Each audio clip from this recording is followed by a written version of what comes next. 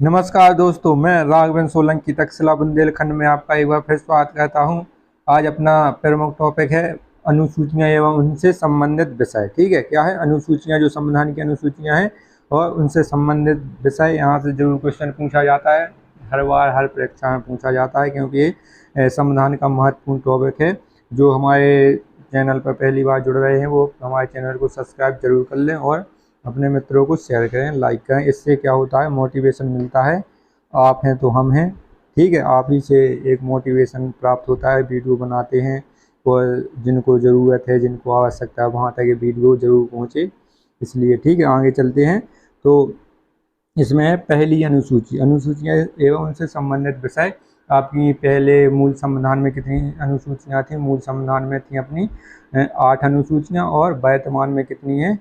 इनमें अपनी वर्तमान में 12 हो चुकी हैं। 4 अनुसूचियाँ 9वीं 10वीं 11वीं 12वीं इनको संशोधन करके जोड़ा गया है।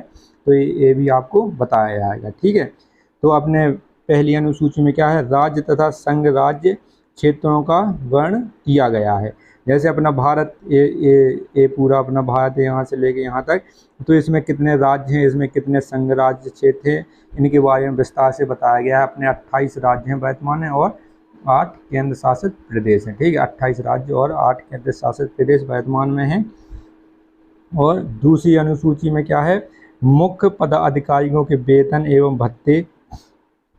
मुख्य पदाधिकारी को होते हैं, जैसे संवैधानिक पद है, राष्ट्रपति है, प्रधानमंत्री है, मंत्री हैं। जैसे आपके मुख्यमंत्री है, मुख्यमंत्री के जो अन्य विधायक हैं, इनकी जो शपथ के बारे में बताया गया है। ठीक है, इसमें राज्यपाल आते हैं, राष्ट्रपति आते हैं, लोकसभा अध्यक्ष तथा विधानसभा के अध्यक्ष, उपाध्यक्ष तथा सभा तथा विधानसभा के सभापति तथा उपसभापति, उच्चतम तथा उच्च न्यायालयों के न्यायाधीश, भारत के नियंत्रण महालेखा परीक्षक के वेतन भत्ते, पेंशन आदि का उल्लेख किया गया है। ठीक है, इतने अपने मुख्य पदाधिकारी हैं संवैधानिक, जिनका पद है, तो उनके बारे में विस्तार से दिया गया है कि इनको कितना वेतन मिलेगा, कितनी उम्र तक मिलेगा, कब, जे इनके बारे में सब कुछ बताया गया है। ठीक है, वेतन के बारे में। जब आपको वेतन दे दिया, आपको रुपया दे दिया, तो आपसे काम करवाया जाएगा।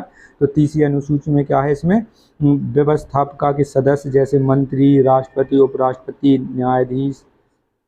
न्यायाधीशों आदि के लिए शपथ का उल्लेख किया गया है। ठीक है, जब आपको पैसे दे दिए, पहले राज्य कर लिया, फिर पैसे दे दिए आपको कि ये काम करना है, तो उस काम के लिए आपसे शपथ दिलाई जाएगी कि हमने तुमको 10,000 रुपये दिए, 5,000 रुपये दिए।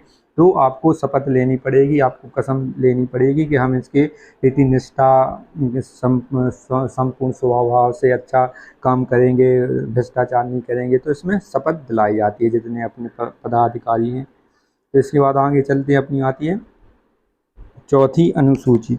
चौथी अनुसूची में राज्यसभा के स्थानों का आवंटन राज्यों तथा संघ राज्य क्षेत्रों से किए जाने का उल्लेख। ठीक है, जो आपके राज्यसभा, एक होते हैं लोकसभा के चुनाव और एक होते हैं आपके राज्यसभा के चुनाव। तो लोकसभा के चुनाव में तो प्रतिनिधि आपके प्रत्यक्ष रूप से आपके वोट डाले जाते हैं इसमें, लेकिन राज्यसभा में जो होता है एक अनुपातिक प्रतिनिधित्व मत प्रणाली के द्वारा इसमें वोट दिया जाता है। जो जिस पार्टी की या जो सी पार्टी के ज़्यादा आपकी सीटें आती हैं लोकसभा में, विधानसभा में आपकी, तो उनके अनुपात में वोट डाला जाता है। ठीक है, तो इसके विस्तार से बताया गया है कि कौन से राज्य के लिए कितनी होगी और आपको किस तरीके से इसमें करना है। इसके बाद आती है अपनी पाँचवीं अनुसूची।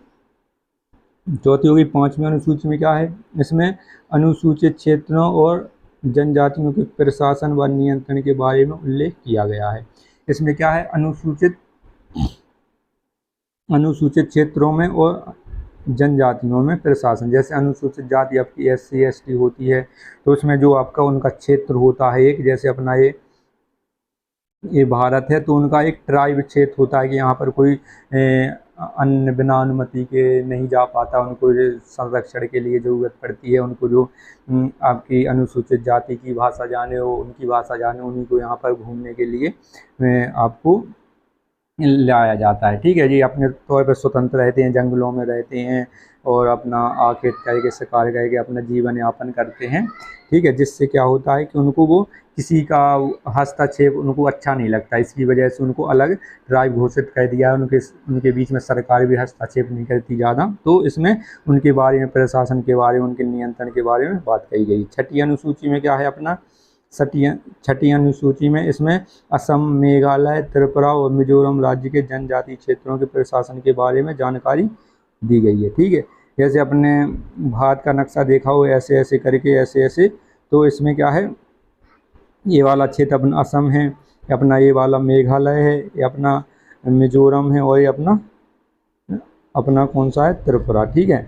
इसमें असम, मेघालय, त्रिपुरा और मिजोरम वाले जो वाले क्षेत्र हैं, इनके लिए अलग से व्यवस्था की गई, क्योंकि यहाँ पर बंगाल जो आपका पश्चिम बंगाल के बाद बांग्लादेश यहाँ पर लगता है। तो बांग्लादेश की सीमा रेखा, ये बांग्लादेश की भी आपकी अनुसूचित जाति हैं और भारत देश की भी अनुसूचित जाति हैं।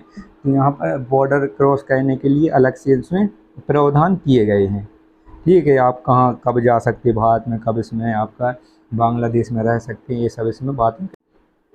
इसके बाद आती है अपनी 7वीं अनुसूची। 7वीं अनुसूची में आ है, इसमें केंद्र और राज्य के बीच शक्ति विभाजन के लिए 3 अनुसूचियाँ, संघ सूची और राजसूची, समवर्ती सूची का वर्णन किया गया है, ठीक है। तो ये आपको विस्तार से देखना है। तो इसमें कितनी सूची हैं आपकी 3 है। संघ सूची है अपनी, कौन सी, संघ सूची है, राज सूची है और समवर्ती सूची है, ठीक है। संघ सूची में क्या है, केंद्र सरकार विषय, केंद्र सरकार के विषय, उस पर केंद्र जितने भी विषय हैं केंद्र सरकार उन पर नियम बनाती है, लागू व्यवस्थाएं करती है। तो इसमें कितने अभी 100 विषय हैं, ठीक है। इसके बाद राज्य सरकार में अपने कितने विषय है, राज्य सरकार में अपने अभी 61 विषय हैं वर्तमान में। कितने विषय हैं, 61। इस पर राज्य सरकार, मुख्यमंत्री इस पर नियंत्रण करते हैं, इसमें नियम बनाते हैं। इसके बाद आती है समवर्ती सूची, इसमें केंद्र सरकार भी नियम बनाती है, इसमें राज्य सरकार भी नियम बनाती है। इसमें कितने 52 विषय हैं, ठीक है। इसको अभी शिक्षा को भी जोड़ दिया गया है 86वां संविधान संशोधन द्वारा 52 में, इसको आपको समवर्ती सूची में रखा गया है कि इस पर केंद्र भी विषय बना सके और राज्य भी विषय बना सके, ठीक है, पढ़ने में हस्तक्षेप ना हो।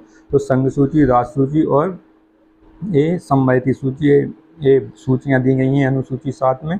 इसके बाद आगे आते हैं, इसके बाद है अपनी 8वीं अनुसूची। वर्तमान में 22 भाषाओं का उल्लेख किया गया है, ठीक है। जो अपना संविधान है, संविधान में वर्तमान में कितनी भाषाएं, 22, ठीक है, 22 भाषाएं हैं। लेकिन मूल संविधान में कितनी थी, मूल संविधान में इसमें 14 भाषाएं थी। इसमें क्या हुआ, आपकी 15वीं भाषा जो आपकी सिंधी थी, सिंधी 1967 में 1967 में जोड़ी गई थी 21वां संविधान संशोधन द्वारा। इसके बाद आपकी नमक जोड़ी गई थी, नमक, ठीक है, ये आपकी 1971 में जोड़ी गई थी। 1971 में आपकी आपका कौन सा संविधान संशोधन